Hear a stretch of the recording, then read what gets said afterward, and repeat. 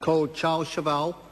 Thank you very much, Mr Speaker. It's a pleasure to rise today to speak on this bill and to have also heard what members so far, in particular the Minister and my colleague Leanne Dalzell, have had to say about this legislation.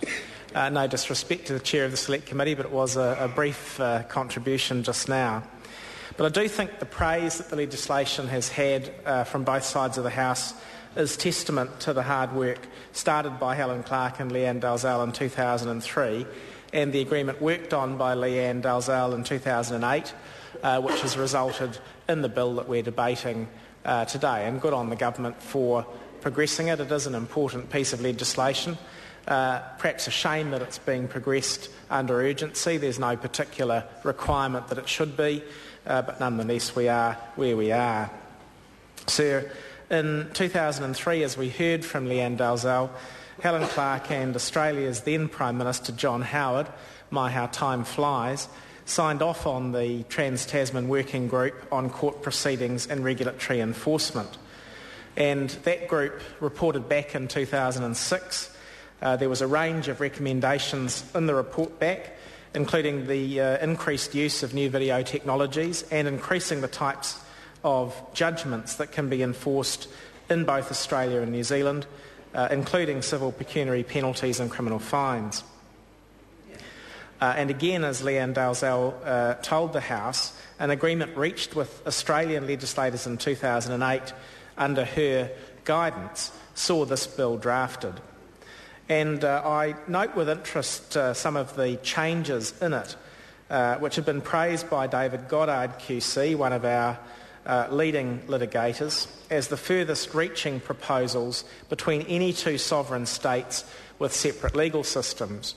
And those in the House who know the barrister whom I've just quoted will know that he has a particular interest in comparative law. If he is saying that is the case as far as mutual commercial arrangements are concerned, then there's a very good chance that he's right. So it is interesting to look at the scope of the arrangements that are in contemplation by the House. Achieving a change this significant really is something quite noteworthy, and I'd like to say it's a testament to the work that Leanne Dalzell did when she was a minister. It's also worthwhile to look at the work that the Justice and Electoral Select Committee have done, because they've concluded that the recommendations of her agreement as set out in the bill will make Trans-Tasman proceedings simpler and more affordable for business and individuals. They'll support a successful trade relationship between New Zealand and Australia. They'll expand the range of enforceable judgments and avoid any incentive for people to move, along with their assets, very importantly, to one country or the other in order to try to evade the execution or the commencement of legal proceedings in the other jurisdiction. Well, that's the background to how the bill originated, and a brief description of some of the comments that we've had from the Select Committee. It's as well to look at some of the changes that have been recommended by that committee, as well as the supplementary order papers which the Minister plans to move in the committee stages of the House. And these are largely minor and technical in nature.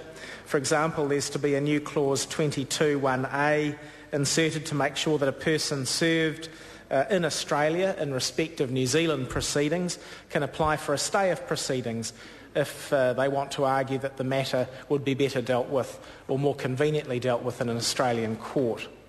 There's clarification of the regulation-making powers so that they provide a sufficient rule-making ability so that the courts can ensure that the bill can be implemented properly.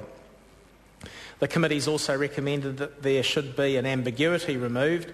That ambiguity is that when somebody in New Zealand appears by an audio-visual link in Australian proceedings, then Australian law applies to the remote appearance. The committee's also recommended minor tweaks to ensure that the bill is consistent with the relevant Australian legislation relating to contempt of courts and tribunals, and to ensure consistency between the purpose of the bill, as set out in its third clause, and that of the agreement between Australia and New Zealand. Sir, the Court's Remote Participation Act has recently become law, and the committee has taken care to recommend that its provisions will not apply to remote appearances made under this bill, and that the Trans-Tasman evidence regime will operate in parallel with and not override or be subject to mutual assistance in criminal matters legislation.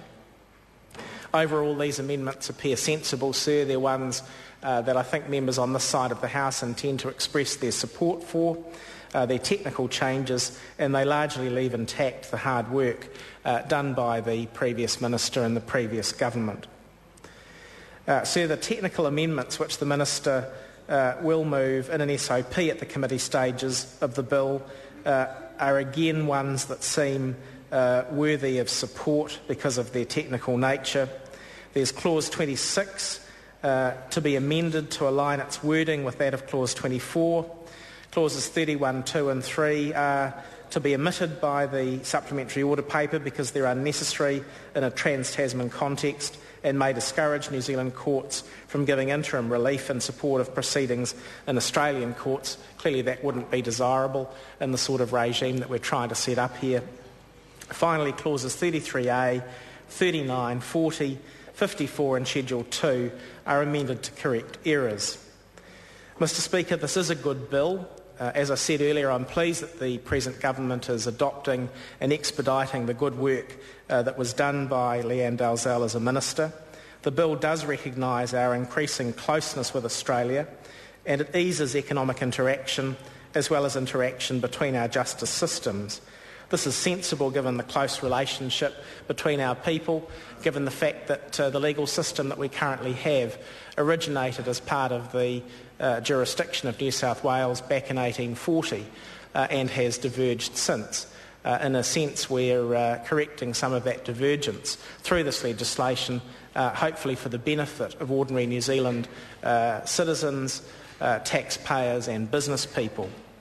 If somebody sells their house in New Zealand and moves to Australia, if there's a problem with the house or the settlement, later court proceedings will take place in New Zealand, but if a judgment is made and fines imposed, well, the person in Australia won't simply be able to ignore those with ease under this legislation. Under the new regime proposed in this bill, an Australian court will be able to enforce the judgment made in New Zealand, and that is a sensible thing. It's actually a shame that we haven't done this sort of thing before, sir. It is a good step along the way to creating a single economic market. There is much more that we need to do as a parliament if we're serious about this relationship, even if David Goddard is right, and this is the most ambitious alignment of legal systems between two sovereign states. There's so much more we could do to make business easier between the two countries.